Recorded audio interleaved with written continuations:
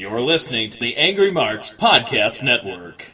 Good afternoon, good morning, good evening. My name is Arya Whitmer, and this is your next audio update for Wednesday, August 23, 2017. It is the fifth consecutive night that WWE has invaded the Barclays Center, sold it out from floor to ceiling, people literally hanging from the rafters for this random episode of NXT.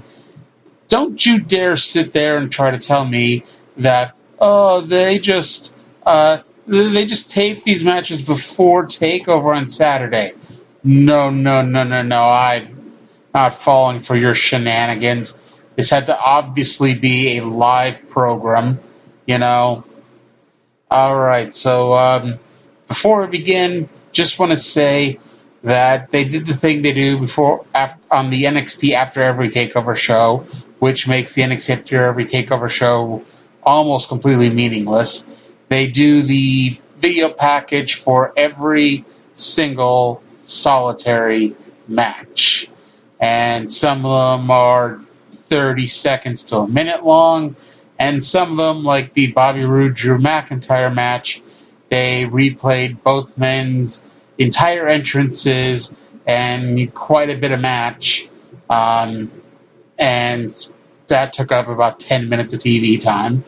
And the show still ended at 8:49.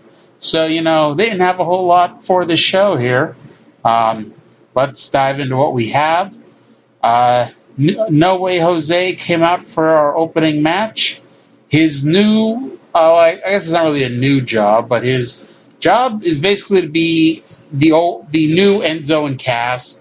And Enzo and Cass were basically the new Adam Rose. No Way Jose, as long as they never turn him heel, he'll have a job for life as the opening match because he has a catchy theme song, a catchy name. People tend to really like him. He's never going to get much of a push, but, he's a hot way to start every show he's on.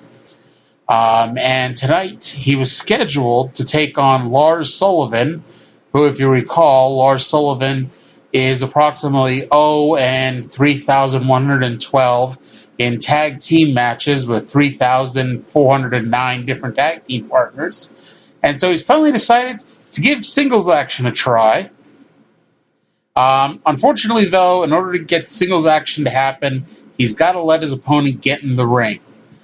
Jose was fiesting with some fans, and Lars Sullivan attacked him from behind. And Lars Sullivan threw him into the LED boards, chased him into the ring, beat him up some more, and walked away, leaving Jose laying, and all these fans that just hopped the guardrail to Fiesta left in both shock and terror at the carnage that they just witnessed.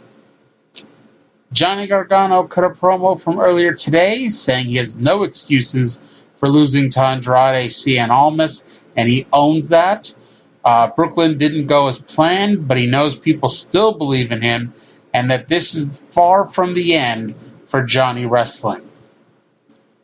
Asuka did a post-match press conference with quote-unquote international media, and this international media, I gotta admit, sounded amazingly like Charlie Caruso, Renee Young, and Funaki. Now, in the interest of fairness, Charlie Caruso's from the U.S., Renee Young's from Canada, and Funaki's from Japan, but this seemed ridiculous, just a smidge. Asuka bragged about beating Ember Moon and said she will continue winning. They did share the news of Asuka's collarbone injury, and Asuka then declaring on Twitter that she will be back. I think most of us have come to the conclusion they're not going to strip Asuka the title. It'd be ridiculous for them to do so, especially if she's only out for a month or two. The next takeover isn't until Houston, and, theoretically, this can give her an out to lose, and, she's going to have to lose at some point.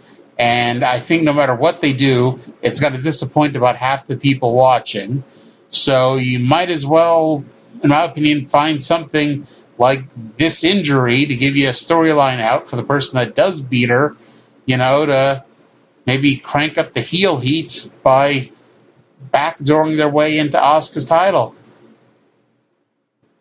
Pete Dunne and Wolfgang cut a promo backstage about their match tonight. They were asked about what this match would do for the UK division. Dunne looked like he wanted to smack Caleb Braxton for asking that, but he did say that Pete Dunne wrestling makes the brand stronger, and everything goes from there. Wolfgang said that after they win their match tonight, Dunne should give him a title match, and then Dunne told him not to get. Dunne told him to get to not. Dunne told him not to get too far ahead of himself. That was easy for me to say, huh? Peyton Royce was next to do battle with Sarah Logan of the Mae Young Classic. The fans were really into the iconic duo's entrance. Logan's enthusiasm was infectious, but she was here tonight with a job to do, folks. The early highlight, not this match went very long, but the early highlight was Logan dropping down way too close to the ropes, causing Royce to trip over her while coming off of the ropes. Not sure if it was a botch or it was planned, but they managed to make it look good, so hooray! Royce used a kind of reverse tarantula in the ropes that looked kind of cool. The problem with, of course, any type of move in the ropes is that you only get 5 seconds, so you have to see it 5 million times for it to really sink in about how awesome it is. Logan ducked under a spin kick to make her comeback, used a delayed German suplex. Billy Kay tried to get involved, but it backfired, and Logan almost got the pin with the O'Connor roll. However, Royce came back and picked up the win with a Fisherwoman's suplex. Next week, we'll be back in Full Sail, and Drew McIntyre will reply to the beatdown that he got at NXT TakeOver Brooklyn from Adam Cole and Red Dragon. After his title loss on Saturday, Bobby Roode ordered a lackey to get his bags and put them in the car. He refused to do an interview, and then Roderick Strong blew him a kiss, telling him, "See you soon."